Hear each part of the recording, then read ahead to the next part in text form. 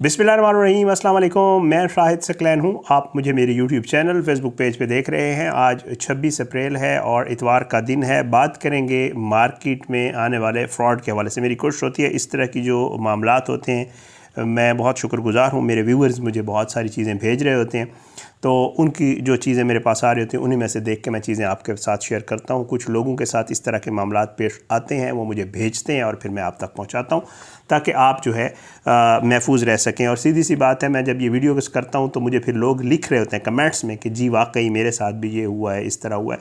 तो मकसद ये होता है, सीधी सी बात है कि जी अगर मैं बता दूँगा और किसी को अवेयरनेस आ जाएगी तो बेहतरीन काम हो जाएगा। एक तो इस नए तरीके के हवाले से आगे चल के बताता हूँ, लेकिन उससे पहले कराची में जो है पुलिस और हसास इदारों के जो है लोग बनकर ये कुछ कार्रवाई कर रहे थे। 3 मुल्ज़मान गिरफ़्तार हुए हैं। इनकी पहले कार्रवाई आपको बता देता हूँ कि ये करते क्या थे और किस तरीके से करते थे, ये भी आपको अवेयरनेस। फिर आगे जो मेरे एक व्यूवर हैं उनके साथ जो है वहाब भाई हैं, उनके साथ क्या कुछ हुआ वो भी आपके साथ शेयर करता हूँ ताकि आपको पता चल सके कि आजकल हो क्या रहा है।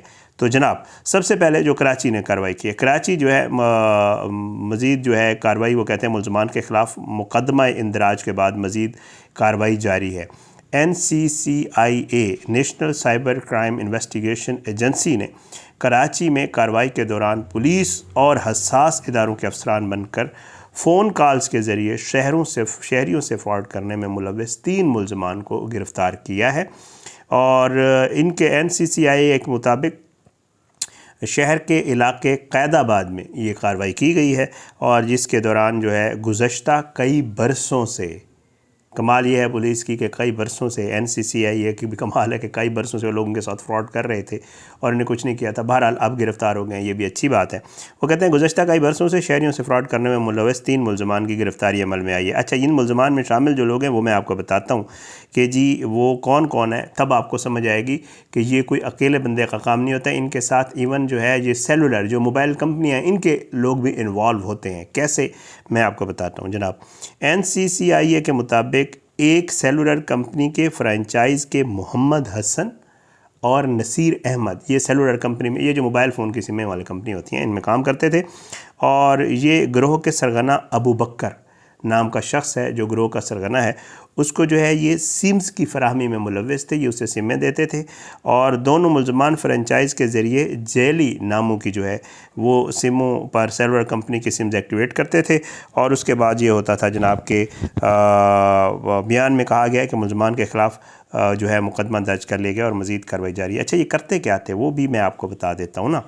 ये जनाब करते थे कि ये लोगों को ये कहते थे, अच्छा, और ये सालों से ये कर रहे थे, मैं ये बड़ी नोट करने वाली बात है, और पता नहीं कितने लोगों को ये करोड़ों रुपए का चूना लगा चुके थे। 2-3 तरह की ये वारदातें करते थे, मैं आपको बता देता हूँ। सबसे पहले ये पुलिस और हसास इदारों के अफसरान बना के कॉल करते थे। वो आगे चल के बताता हूँ, मेरे जो व्यूवर के साथ हुआ वो भी आपको बताता हूँ, वो इसी से लिंक्ड एक चीज़ है। बहरहाल ये कहते हैं कि हसास इदारों के अफसरान बन के कॉल्स करते थे और शहरियों से फ्रॉड करते थे।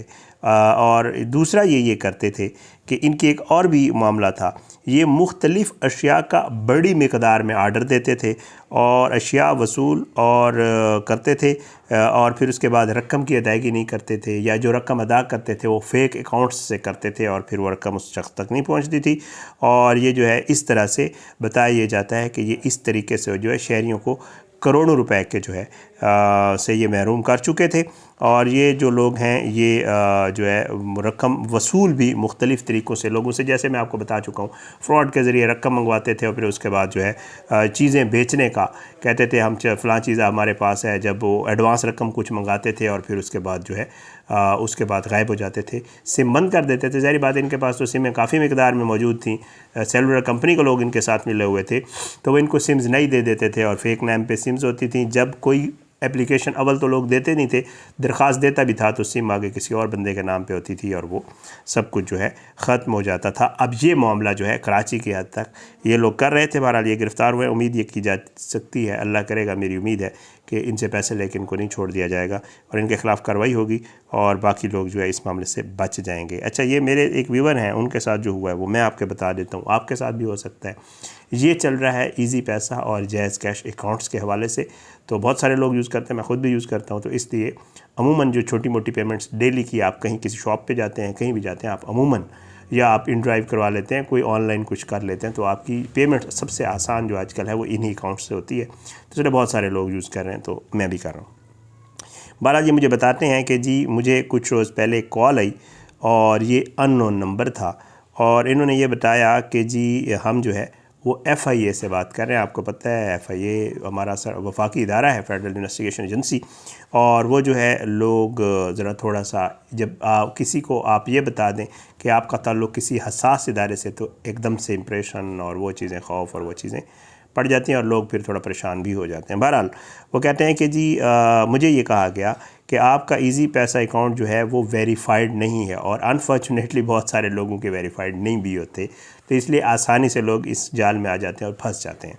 वो कहते हैं कि मुझे कहा गया कि जी आपका इजी पैसा वेरीफाइड अकाउंट नहीं है, अकाउंट वेरीफाई करवाएँ आप, अदरवाइज़ आपका अकाउंट ब्लॉक करने लगे हैं और विद इन 1 आवर आपको लोकल पुलिस स्टेशन से भी जो है वो आपके ख़िलाफ़ FIR भी हो जाएगी, क्योंकि आपका जो अकाउंट है वो कुछ गलत ट्रांजैक्शंस हुई हैं उसमें से।